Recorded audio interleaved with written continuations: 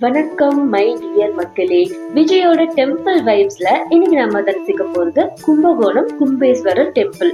ரீசெண்டா தான் இங்க கும்பாபிஷேகம் நடந்ததுனால கண்டிப்பா இங்க போகணும் அப்படின்னு லிஸ்ட்ல வச்சிருந்தேன். அது இன்னைக்கு நடந்துச்சு.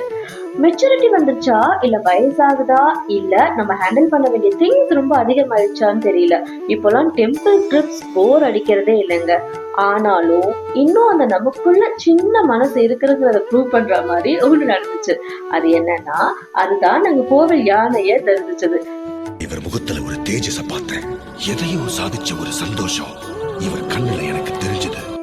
கோவில் யானைய பார்த்த உடனே மனசுக்குள்ள அப்படியே அந்த சின்ன வயசு மெமரிஸ் எல்லாம் வந்துருச்சுங்க. அவ்வளவு ஹாப்பியா இருந்துச்சு.